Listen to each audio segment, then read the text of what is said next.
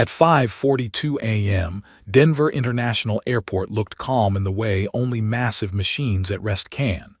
The sky was still bruised purple, the sun undecided, runway lights blinking like distant stars. Most people saw peace. Ethan Cole heard a lie. He stood near the maintenance apron, shoulders hunched against the cold, coveralls streaked with oil and hydraulic grime. 19 years old. Too young, some said, to be trusted around aircraft that carried hundreds of lives. Too quiet, others said, to ever rise beyond a junior mechanic's badge. Ethan didn't care. Engines made sense to him. Sounds did. Patterns did. People didn't always. Flight 441 waited at the far end of runway 34L, a wide-body jet heavy with fuel and full of passengers bound for the East Coast. 418 souls inside. Families, business travelers, a woman clutching a coffee she'd never finish, a child staring out a window, convinced planes were magic. None of them knew Ethan existed. Ethan hadn't planned to be watching the takeoff. His shift was technically over. He should have been clocking out, heading home to sleep in the cramped apartment he shared with his mother. But something had kept him lingering, an unsettled feeling he couldn't name. So he stood there, hands in his pockets, listening. The tower cleared Flight 441. The aircraft rolled. At first, everything looked normal.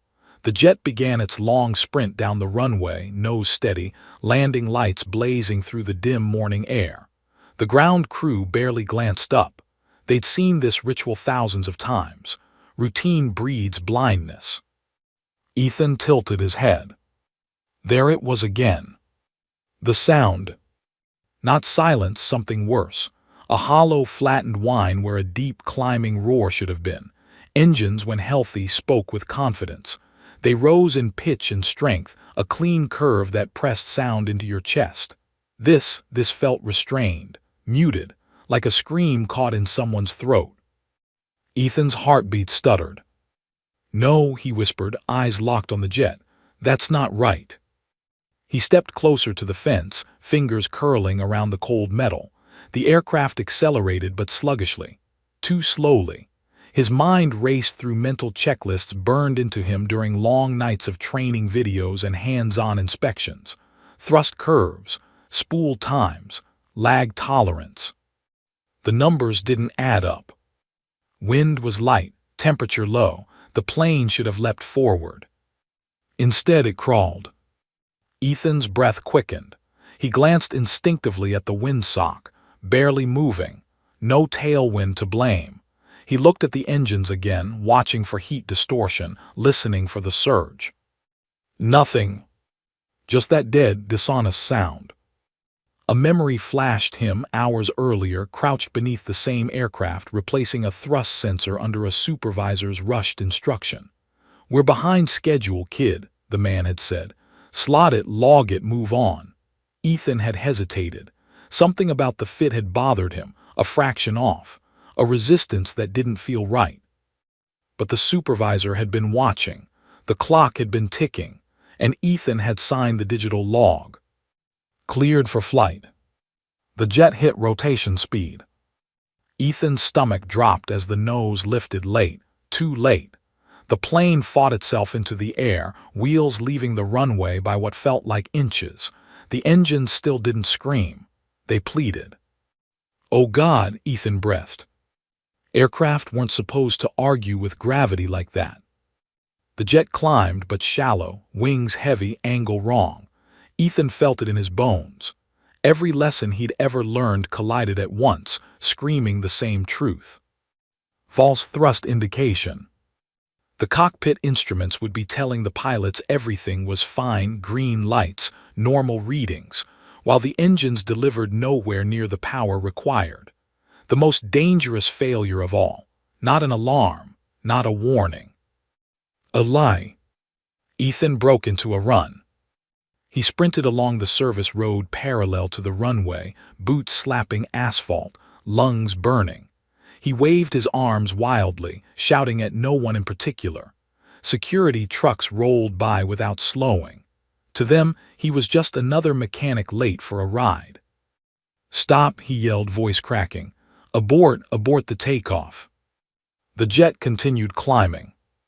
Ethan skidded to a halt near a maintenance shack, hands shaking as he unclipped his radio. His finger hovered over the transmit button. He wasn't authorized. He knew that. Ground maintenance didn't interrupt tower communications unless ordered. Breaking protocol could end a career. But protocol didn't feel very important when 418 people were climbing into the sky with starving engines. He pressed the button. "Tower," he said, voice thin with panic.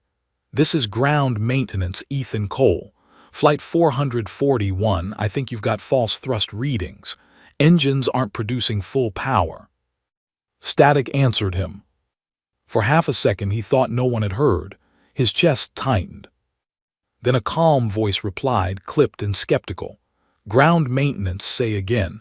You're not cleared on this channel." Ethan swallowed hard. The plane was banking now, still low, still wrong. "Sir," he said, forcing steadiness into his voice, "that aircraft is climbing on bad data. The engines sound dead. I worked the sensor. Something's wrong." Silence. Seconds stretched. Each one felt like a life ticking away. Inside the cockpit of Flight 441, the captain frowned at the airspeed indicator. The numbers were steady, normal, yet his body felt something else, an unsettling heaviness like flying through invisible mud. The first officer adjusted trim, unease creeping into his voice. "Does this feel off to you?" The captain didn't answer right away. On the ground, Ethan stared helplessly at the shrinking shape of the aircraft. His legs trembled. If he was wrong, if this was just inexperience, nerves, imagination, he just torpedoed his future. If he was right. The plane cleared the airport boundary, rooftops waiting beneath it like teeth. The tower's voice crackled again, sharper now. "Ground maintenance, stand by." Ethan squeezed his eyes shut. Above the city, Flight 441 struggled onward, engines whispering a promise they couldn't keep. And in that moment, before anyone knew who to believe, gravity prepared to collect its debt. Ethan's legs burned with exhaustion, but he didn't stop. He ran along the perimeter road, waving frantically, screaming until his voice rasped raw. Sweat stung his eyes, mixing with the grease on his hands, as if the universe wanted to remind him how insignificant he was in the face of steel and flight. He was just 19, a kid, a mechanic who no one would believe. The airport was awakening. Security patrols rolled past in their trucks, pausing only briefly to glance at the figure waving like a man possessed.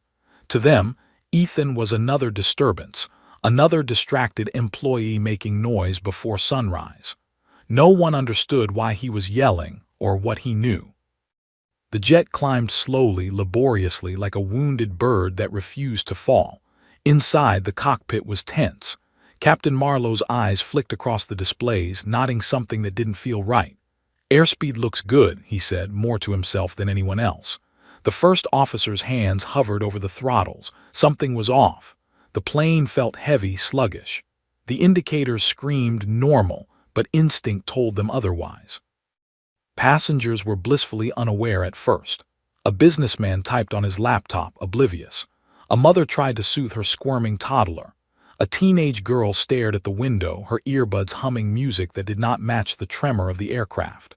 But slowly, tension began to creep into the cabin. The plane rose too slowly, angles wrong, banking gently yet unnaturally. A sense of unease spread through the rows of seats, like static electricity in the air. Ethan skidded to a halt near the main operations building, breathing like he'd run miles without rest. He ripped off his safety gloves and waved them over his head, hoping someone, anyone, would notice. Tower operators glanced briefly at the blinking lights, back at their monitors, and shrugged. Nobody saw a 19-year-old shouting over the concrete like a prophet no one would heed. He dove into the maintenance office. Phones rang, screens blinked, and operators stared at him like he'd grown another head. "It's the engines," Ethan shouted, voice hoarse. "Flight 441, false readings. The thrust sensors are lying. The engines aren't giving the power they should. A middle-aged supervisor raised an eyebrow. What are you talking about, kid? The plane, Ethan said, voice trembling, it's climbing on bad data. If they rely on the instruments, it won't climb fast enough. They'll stall. The room froze.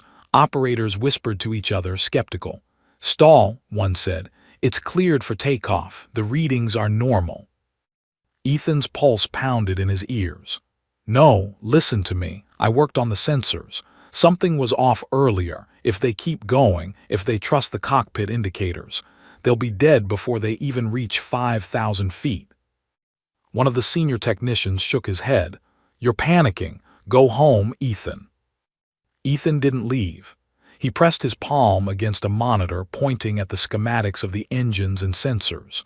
Look, the left sensor, it's misaligned. It's giving false data. I didn't notice it at first, but now it's too late to ignore.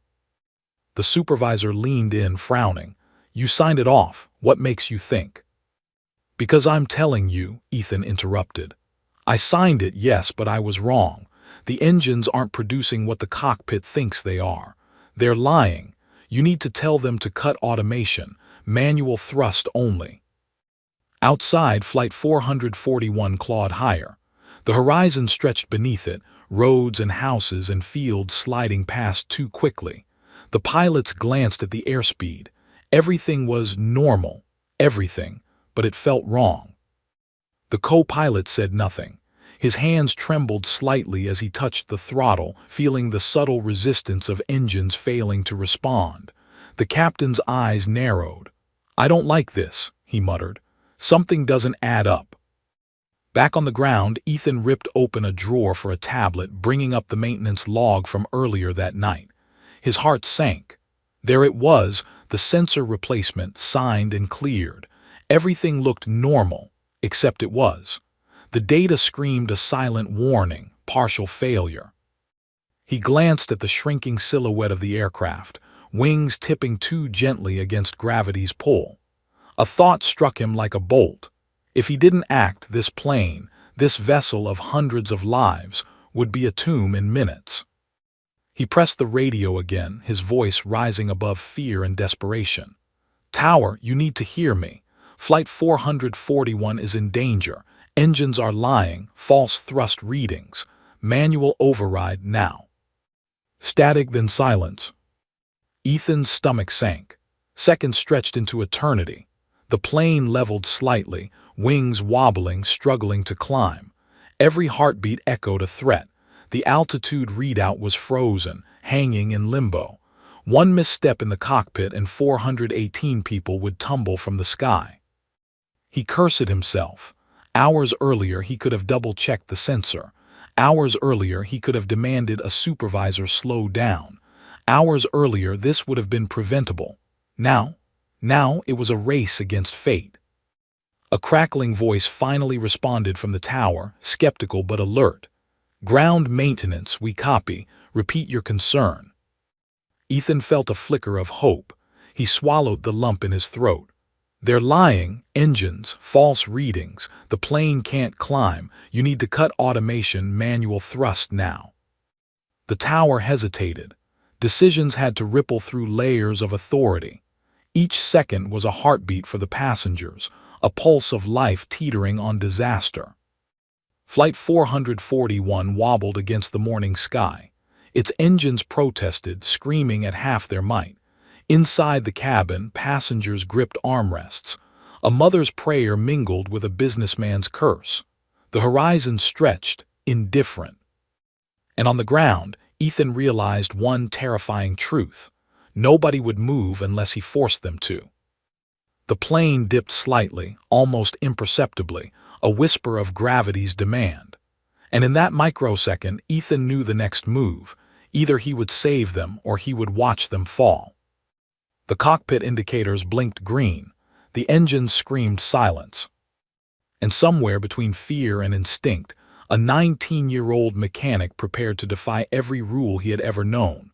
Flight 441's wheels had left the runway, but the ascent was wrong, unnatural, hesitant, almost pleading. Inside the cabin, the passengers felt it. A subtle tilt that didn't belong. Drinks sloshed in cups. Bobbies cried as if sensing the aircraft's unease. Some clutched the armrests, exchanging nervous glances. The hum of conversation died in mid-word, replaced by the low, mounting tension of awareness that something was off. Captain Marlowe scanned his instruments again, brow furrowed. Airspeed. Normal. Engine output. Supposedly fine. Altitude rate. Acceptable. Everything ticked along in perfect order. His training screamed, though. It wasn't normal. It felt wrong. The aircraft felt heavy, reluctant to climb, sluggish against gravity's pull. Instinct fought with data, and instinct was screaming. The first officer, eyes wide, whispered, "Captain, it feels like we're fighting ourselves."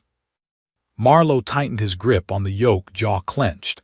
He'd flown countless flights, but nothing in his experience prepared him for this. The plane seemed alive, but against its own will. Every control input was met with resistance. The autopilot indicators were green. They were supposed to trust them. On the ground, Ethan Cole hunched behind a maintenance shack, tablet in hand, heart hammering in his chest. He had tried to alert the tower. He had screamed, pleaded, waved, and almost broken the rules of the airport by using unauthorized radio channels. And still, he could only watch the plane climb, or struggle to climb from a distance, powerless except for his voice. He opened the maintenance logs again, scrolling through the records. The sensor he'd replaced hours earlier, the one that hadn't seated correctly, was the culprit. False readings. The cockpit was seeing what wasn't happening. They were flying blind, instruments lying like a deceiving friend. And the plane was heavy, too heavy for the engines to lift at reduced power. Ethan's stomach tightened. He had made the mistake. He had signed the work off, trusting himself and his supervisor's rush. And now 418 lives hung in the balance. Inside the cabin, passengers murmured nervously, sensing the hesitation in the aircraft's climb. A man tried to soothe his daughter. She stared out the window at the rapidly receding runway lights, her small hands pressed against the glass. A flight attendant gritted her teeth, moving down the aisle, checking faces, offering forced smiles. Everyone was aware of the subtle wrongness, though none could articulate it. In the cockpit, Marlowe's instincts finally overrode procedure. He disconnected the autopilot, taking manual control. The plane responded slightly, but it was a struggle. The engines coughed, sputtered, and climbed reluctantly. The climb rate was marginal. Below them stretched the city, neighborhoods blurring in the early light, unaware of the near disaster above. Back at the maintenance apron, Ethan's hands were clammy. Sweat streaked his dirty face. He knew the aircraft was in the danger zone, climbing with insufficient thrust. And he also knew one thing. The pilots would not detect it in time, without a warning, without the knowledge of what had been done or undone hours ago. He picked up the radio again, his voice breaking. "Tower, Flight 441, engine thrust readings are false. Manual override. They're relying on instruments that aren't giving the truth. If they don't know, they'll stall." Static, then the click of hesitation. Inside the cockpit, Marlowe glanced at the first officer, whose hands hovered nervously over the throttle. "Do you feel it?" he asked quietly. "Something is not right." "Yes, sir," the officer replied. "The engines aren't responding like they should." "Then we're flying blind," Marlowe muttered. Every second stretched unbearably. Ethan ran through mental calculations, imagining the climb rate, the distance to obstacles, the probability of stalling, the margin for error. His hands trembled. He had no authority, but he had knowledge. And knowledge was all he had to save lives. Suddenly the aircraft jolted slightly, a warning tremor through the fuselage. The stall warning didn't sound yet, but the subtle tremor screamed danger. Cabin lights flickered. Passengers gasped. Drinks tipped. A scream cut across a row of seats. Ethan gritted his teeth. There was no time to waste. He had to get the tower to act, had to force someone to take his warning seriously. "Please," he shouted into the radio, voice hoarse, lungs burning. "Manual thrust now. The plane is lying. It's climbing too slowly. They don't know." The tower's response came, delayed but sharp, slicing through the tension. Ground maintenance. Repeat your warning, standby. Ethan felt his chest tighten. Standby. Seconds stretched like hours. Every heartbeat echoed in his skull. Below, neighborhoods waited unknowingly. Above, passengers held their breath. Flight 441 climbed on false information, balancing precariously between life and disaster. The plane banked slightly to the left, fighting to stay level. Cabin murmurs grew. Flight attendants moved cautiously, trying to soothe passengers who could feel danger but could not see it. Ethan's mind raced. There was only one way to influence the outcome now: persistence. Force someone to believe him, force action, and pray it was enough. Another shudder ran through the aircraft, subtle but undeniable. The climb rate dipped dangerously. Instinct told Marlowe they were running out of altitude, running out of time. The autopilot was misleading them. Every display was a lie. Ethan pressed the radio button again, voice rising above fear and panic. Manual thrust. Cut the automation. I know it's against procedure, but they're flying blind. You have to override. The tower hesitated. Then the crackling voice of authority said something that made Ethan's pulse spike. Tower to Flight 441, check instruments. Advise, confirm engine response. Inside the cockpit, Marlowe glanced at the indicator screens and then at the struggling engines. He frowned, biting back a curse. Finally, he spoke over the intercom. We're seeing irregularities. Switching to manual control now. Below, Ethan pressed his hands together, praying silently. Above, Flight 441 clung to the sky by a thread. And in that terrifying moment, the difference between life and death rested on human instinct versus the instruments that lied, and on a 19-year-old mechanic who refused to stay silent. Ethan's lungs burned, each breath a ragged gasp. He had run to the operations office, shouted, waved, pleaded. He had shattered protocol, ignored authority, and broken every rule he'd been taught. And still, some of the senior staff hesitated. They were comfortable behind screens, comfortable with procedures, comfortable believing that nothing catastrophic could happen before coffee. But Ethan didn't have the luxury of comfort. The aircraft above was fighting gravity with engines that lied. 418 people were depending on him, and this was no longer theoretical. He could see the plane climbing unevenly, wings tilting, fighting a fight it shouldn't have been fighting. Listen to me, Ethan yelled, voice hoarse, rising above the murmurs of the office.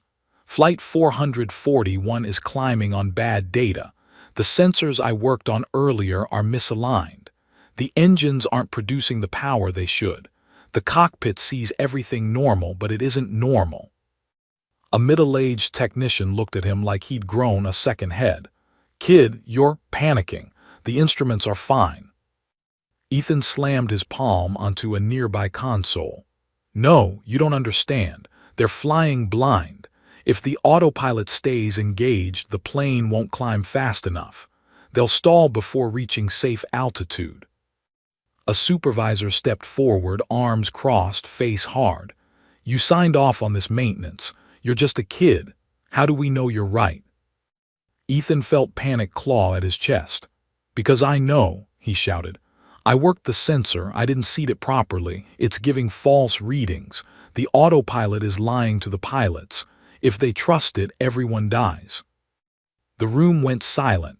Whispers spread among technicians. Phones buzzed. Radios crackled. Some hesitated, some doubted, some began pulling up logs on their own screens. Meanwhile, above, Flight 441 struggled. The autopilot held the plane steady but not strong. Every input from the pilots was met with sluggish resistance. The aircraft tilted slightly, clawing at the sky as if the atmosphere itself conspired against it. Cabin murmurs grew louder. The children were scared. A mother gripped her seat, nails digging into plastic armrests. The stewardess moved down the aisle, forcing smiles that betrayed terror. Back in operations, Ethan grabbed the radio, voice shaking but determined. Tower, Flight 441, manual override, autopilot is feeding them false data. Engines aren't responding. They need to cut automation. Now. Static, then a sharp voice from the tower. Ground maintenance, repeat your warning. Confirm engine issues and manual thrust recommendation. Yes, Ethan shouted. I confirm.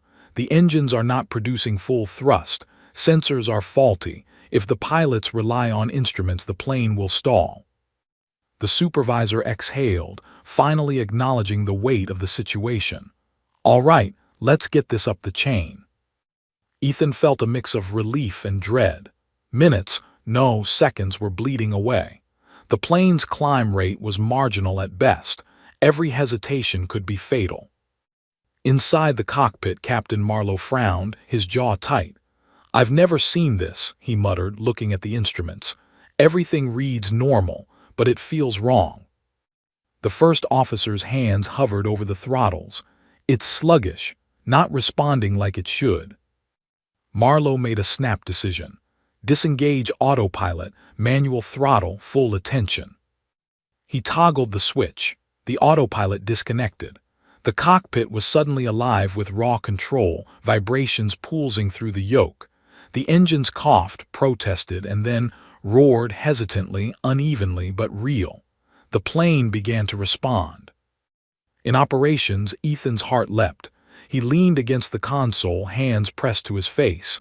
Come on, he whispered. Come on. Flight 441 slowly climbed, engines finally feeding actual power.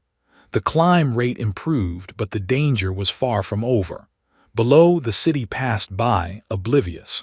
Above, passengers gripped seats, unaware of how close they had been to catastrophe. Tower Flight 441, Marlowe's voice crackled, calm but strained. We have partial power. Request immediate return. Ethan allowed himself a shaky breath. Partial power. Better than nothing. Enough maybe to survive. But one mistake, one lapse in gravity would remind them all that life is fragile. The supervisor grabbed Ethan's arm. Kid, you may have just saved lives, but don't expect thanks. Ethan shook his head, eyes glued to the sky. No, he whispered.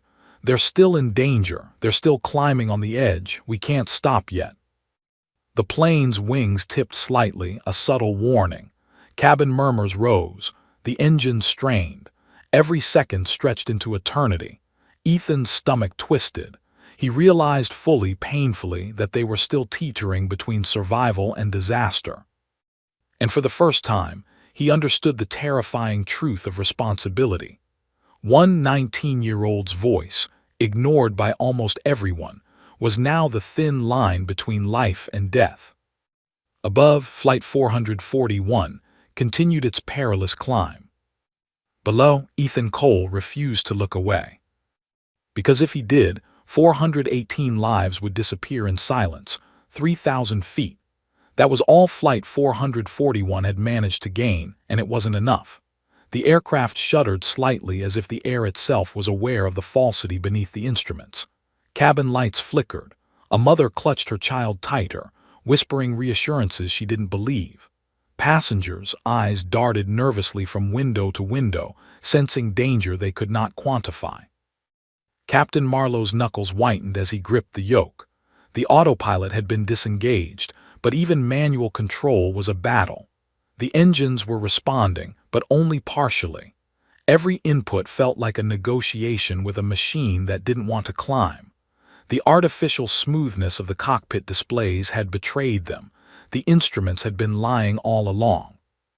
Speed dropping, the first officer muttered, voice tense. Climb rates marginal. Marlowe's jaw tightened.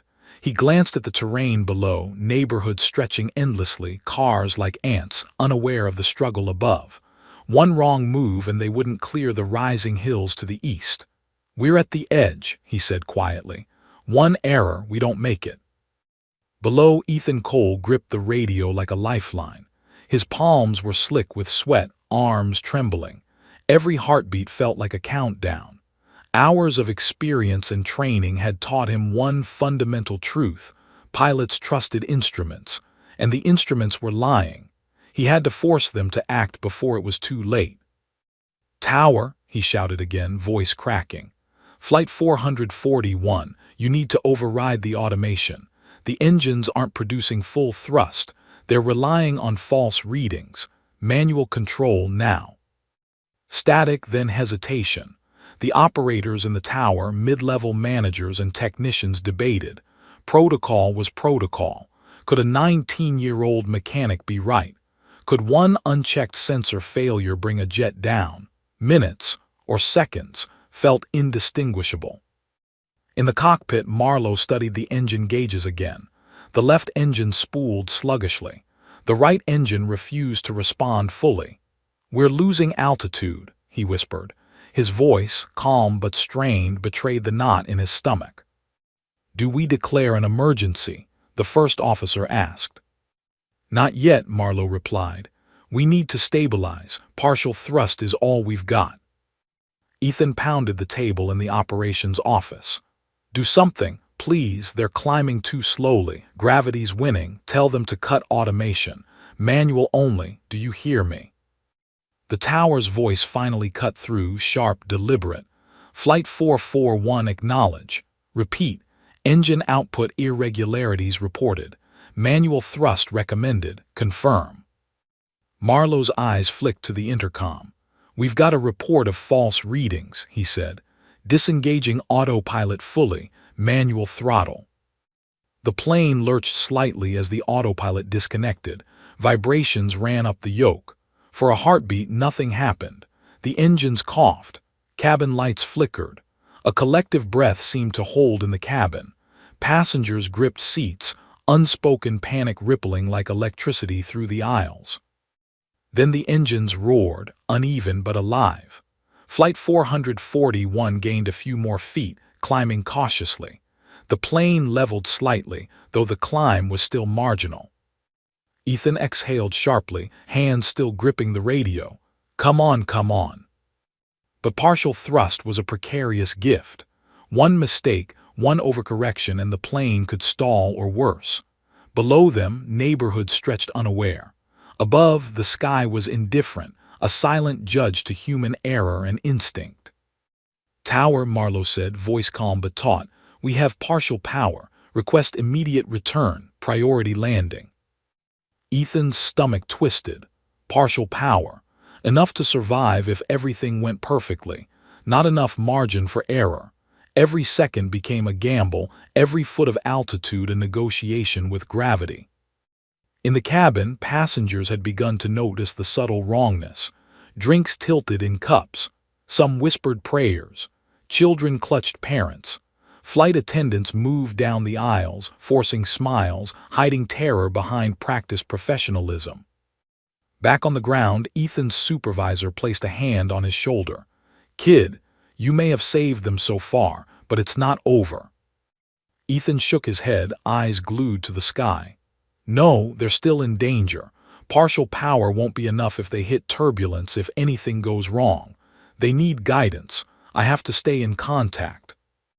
Marlowe adjusted the throttles manually.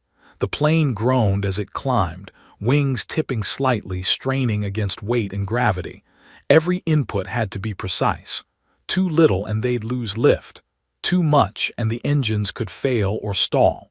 The math of survival was unforgiving. Below, Ethan monitored altitude, airspeed, engine response, and stress indicators like a man trying to catch lightning in his hands. One wrong calculation, one fraction of a second of hesitation, and the plane, with 418 people aboard, could tumble into catastrophe.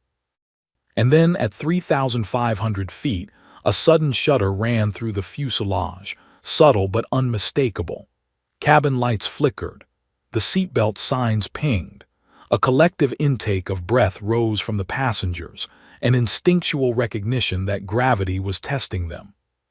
Ethan pressed the radio again, voice raw.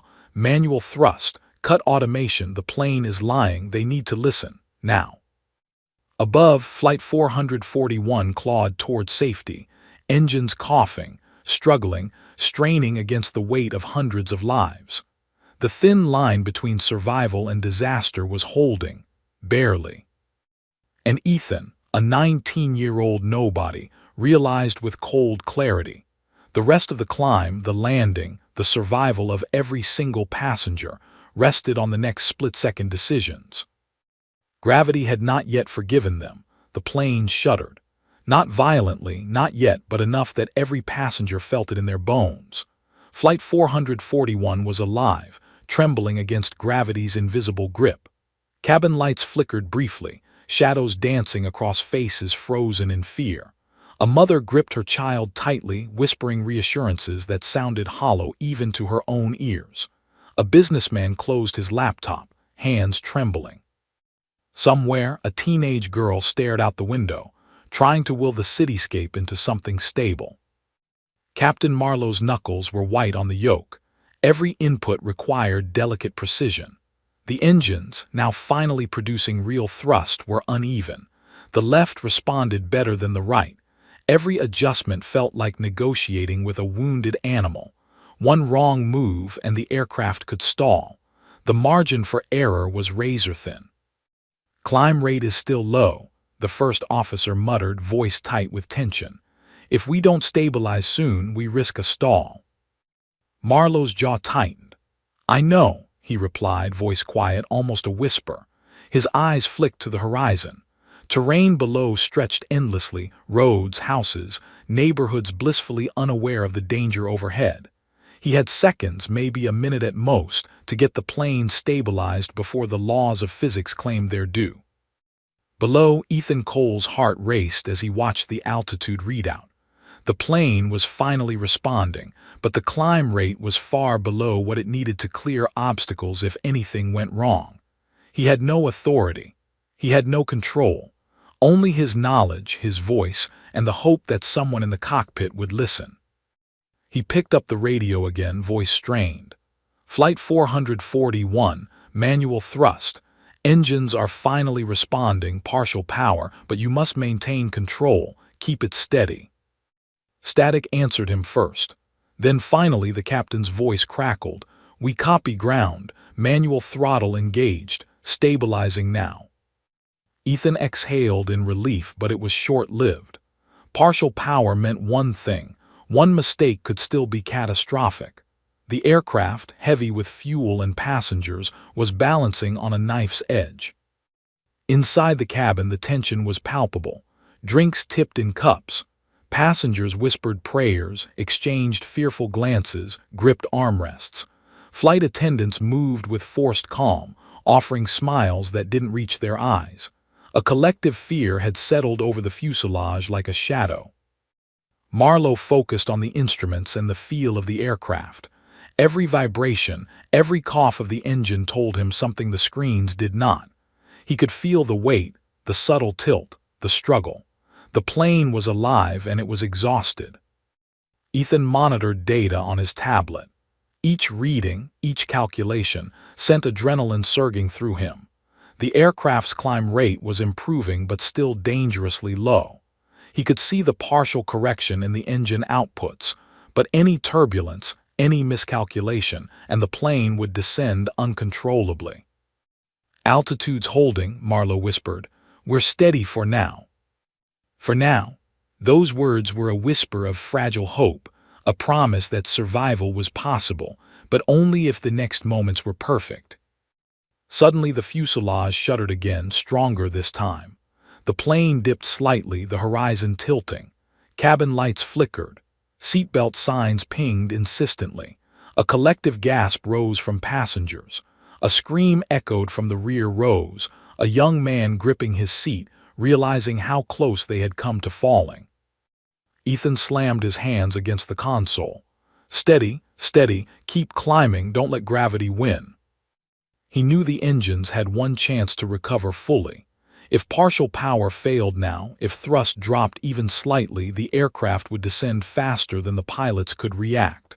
Below, houses and roads raced past. Every foot mattered. Every second mattered.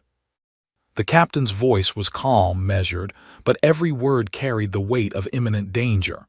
"We're holding for now. Keep monitoring. Engines stable but uneven. Keep the yoke steady. Don't overcorrect." Ethan's eyes were glued to the readouts. His hands trembled. One slip, one fractional error in judgment, and hundreds of lives would vanish. He couldn't stop watching. He couldn't look away. Then, as if the universe itself hesitated, the plane stabilized. Not perfect, not safe, but alive. Partial power, manual control, and sheer will had kept it from tumbling downward. The climb rate was marginal, still low, but enough to breathe. Marlowe allowed himself a short exhale. The first officer looked out the window, gripping the yoke tightly. "We're holding altitude," he said, almost in disbelief. Ethan sank to his knees behind the maintenance console, heart hammering. Relief and terror wrestled inside him. The plane was still in danger. The landing was still ahead. One more error could undo all of this. But for now, gravity had not claimed its victory. The engines, finally honest, fought with the weight of hundreds of souls aboard. The plane had survived the first test.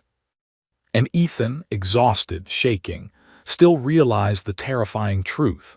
Survival depended not just on machines, not just on skill, but on a 19-year-old mechanic who refused to stay silent, who forced action when authority hesitated, who had become the invisible line between life and death. Outside, the morning sun broke over the horizon, glinting off the fuselage. Flight 441 continued its delicate climb, a wounded giant holding onto life by the thinnest thread. Below, a city unaware of its brush with catastrophe stretched wide. Above, a teenager's voice, raw with fear and conviction, had just saved 418 lives. But the plane was far from safe. One wrong move, one turbulence, one misjudgment, and gravity would demand its payment. And in the operations office, Ethan whispered to himself, almost as a prayer, almost as a warning. "Don't fail now. You're not out of danger yet." The runway stretched ahead like a thin lifeline, glinting faintly in the morning sun. Flight 441 had finally stabilized at partial power, but the climb was only half the battle. Captain Marlowe's hands were locked on the yoke, knuckles white, eyes darting between instruments and the approaching terrain. Every foot of altitude gained had been a fight. Now came the next challenge: landing. Inside the cabin, tension was tangible. Passengers whispered, some praying, some clutching armrests, some gripping strangers' hands.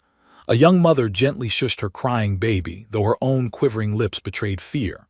Flight attendants moved methodically through the aisles, forcing smiles and calm gestures, hiding panic behind professional composure. The plane tilted slightly as turbulence hit, and for a moment the world seemed to tilt with it. Marlowe's mind ran calculations faster than he could speak. Weight distribution, fuel levels, landing speed, partial engine power, altitude, everything had to be perfect. There was no room for error. Too fast and the plane could bounce or break. Too slow and it could stall, losing lift over the runway. The first officer monitored engine outputs with a worried expression, noticing the slight asymmetry between the two engines. "Partial power only," Marlowe muttered under his breath. "Everything must be precise. Don't overcorrect, don't overcorrect." Below, Ethan Cole's heart hammered in his chest. He had watched the plane struggle to climb, shudder against gravity, and fight against false instruments. Now he watched it approach the runway, every foot of descent measured by his racing mind. Partial power could carry it just barely. But turbulence, wind shear, any miscalculation, and hundreds of lives would vanish in an instant. He gripped the radio again. "Tower, Flight 441, manual throttle, keep steady. Don't let partial power drop. You have one shot at this." Static, then a crackle of acknowledgement. The pilots were listening now, acting on his warnings. For the first time, Ethan felt that his voice, his knowledge, was actually being used. Inside the cockpit, Marlowe carefully feathered the throttles. The plane descended slowly, wings leveled, engines coughing unevenly but functional.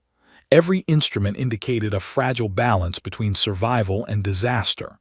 A slight misalignment, and the nose could dip too low or climb too high. Every passenger was suspended in a delicate equilibrium, unaware of how close they were to catastrophe. The runway drew closer. Marlowe adjusted the flaps, calculating the descent rate meticulously. "Eyes outside, keep focus," he instructed the first officer. The co-pilot nodded, hands steady but tense. Every second felt like an eternity. In the cabin, some passengers noticed the tilt, the slow descent, the unusual angle. A father whispered to his daughter, trying to mask panic, "It's okay, we're fine, just breathe." His words barely held against the atmosphere of unease. Outside, Ethan watched the shrinking plane, imagining every calculation in his head. Partial power meant one chance, one perfect landing. Misjudged by even a few feet, and they would roll into disaster.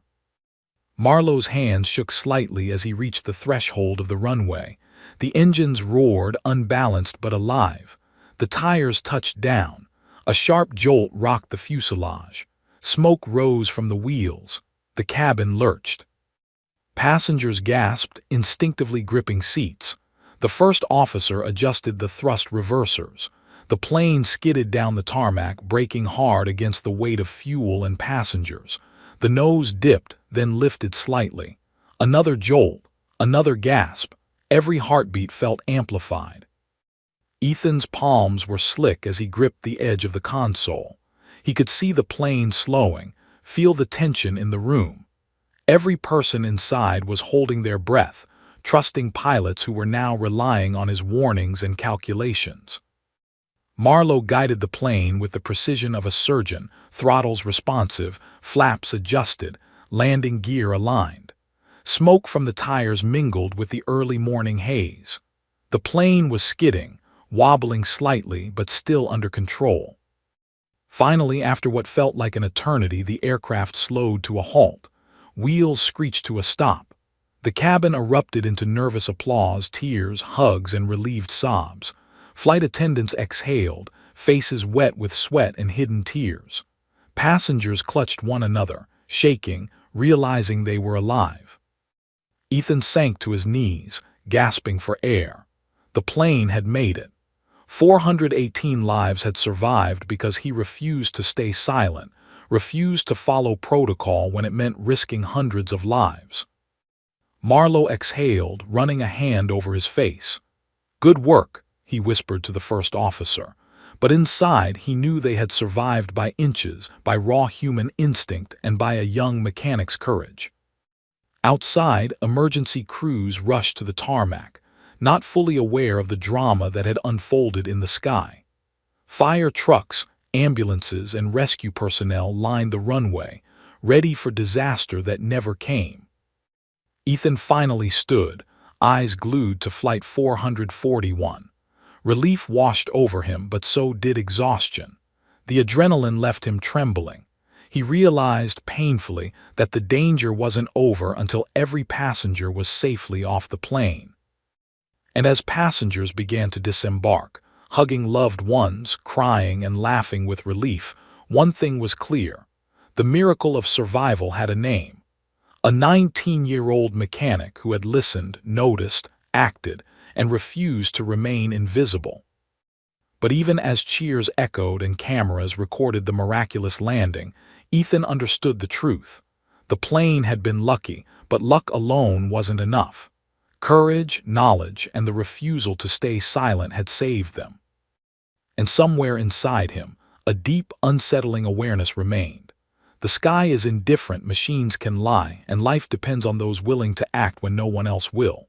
The cabin doors of Flight 441 opened, releasing a flood of sunlight, air, and the sound of relieved voices. Passengers spilled out, some weeping, some laughing, some embracing strangers who had become family through shared terror. Mothers held children tight. Fathers wiped tears from their eyes. Businessmen clutched briefcases they no longer cared about. For a moment, the world outside seemed impossibly bright, oblivious to how close death had been. Ethan Cole stood at the edge of the tarmac, dirt and grease streaked across his face, sweat dripping from his temples. He had done his part. The plane had landed. 418 people had survived. And yet the enormity of what had just happened pressed down on him. Every face in that plane carried his responsibility, every heartbeat, every tear, every terrified breath. He felt a tap on his shoulder. It was his supervisor, older, gray-haired and serious, but with an unusual softness in his eyes. "Kid," he said, voice low, "you just saved hundreds of lives. Do you understand that?" Ethan shook his head, overwhelmed. I didn't." "You did, Ethan," the supervisor interrupted, firm. "You saw the danger, you acted, you broke protocol, you saved lives, and make no mistake, you could have been punished. But right now, none of that matters. You saved people." Ethan's knees buckled slightly and he sank to the ground, hands pressed against his face. Relief, exhaustion, fear, and disbelief collided inside him. He remembered every second, the false readings, the partial thrust, the struggle for altitude, the climb, the descent. The lives he had held in his mind for those terrifying minutes, every one of them alive, every one of them his responsibility. Inside the plane, passengers were still exiting. Some noticed him standing there, greasy and exhausted, eyes wide from the ordeal. None knew who he was. None realized that the quiet, 19-year-old mechanic they had passed in the terminal, ignored in the maintenance shop, was the invisible hero who had refused to stay silent. A woman approached him, tears streaking her cheeks. She held her child close. Who stopped it from crashing?" she asked, voice trembling. "Who saved us?" Ethan managed a small, awkward shrug. "I just did what I had to," he muttered. But he knew it wasn't just what he had done. It was the courage to act when no one else would. It was noticing the wrong sound, recognizing the lie in the instruments, forcing the tower and the pilots to listen. It was every split-second decision, every risk, every heartbeat spent refusing to look away. The lead investigator arrived moments later, reviewing footage, checking logs, speaking quietly with pilots and crew. He walked toward Ethan, eyes sharp but not unkind. "You were the one monitoring the maintenance logs, correct?" he asked. Ethan nodded, voice barely audible. "Yes, I noticed the sensor. I tried to warn them." The investigator studied him for a long moment. Then he extended a hand. "Courage matters more than rules," he said simply. "Today, hundreds of lives lived because of that. Do you understand the weight of that?" Ethan shook his head, overwhelmed by emotion. I tried to stop it." "Good," the investigator said, eyes softening. "You did more than stop it. You saved lives. Hundreds of lives. People will never know your name, but you'll know what you did, and that counts for everything." Outside, the city continued unaware. Traffic hummed, people walked to work, and life moved forward, oblivious to the morning's near catastrophe. But the plane, engines now silent, passengers safe, had etched a moment into history, a moment invisible to most, monumental to those who survived. Ethan watched as families reunited, as laughter mixed with tears, as strangers hugged strangers, celebrating survival they hadn't fully understood. He felt the weight of every heartbeat, every terrified cry, every moment he had watched the plane struggle through the sky. 418 names. 418 lives he had, in some small but undeniable way, held in his hands. His supervisor clapped a hand on his shoulder. "Take a moment, kid. You earned it." Ethan closed his eyes, letting the adrenaline drain, letting the relief wash over him. He thought of the climb, the struggle, the uncertainty, the panic. He thought of the passengers he'd never meet, whose lives would continue because he had noticed, because he had acted, because he refused to stay silent. And in that quiet, amidst the buzz of emergency crews and reporters, amidst the cheers and tears of those who survived, Ethan realized something profound. Some heroes are invisible. Some heroes are uncelebrated. Some heroes are just 19-year-old mechanics who saw the wrong sound, refused to look away, and carried hundreds of lives on their shoulders. He looked up at the plane one last time. It was just metal and engines, ordinary to anyone else. But to him, it was a monument to vigilance, to courage, to the fragile, miraculous dance of life against the indifferent laws of physics. And for Ethan Cole, that was enough. X-Men.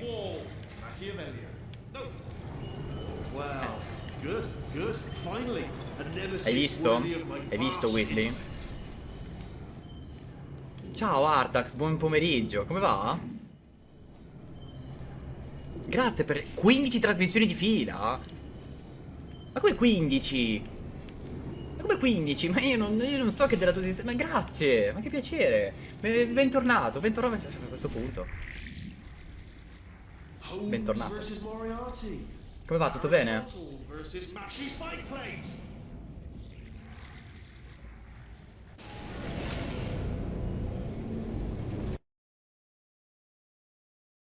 Mi muovo nell'ombra, anche io tendenzialmente, mi piace molto.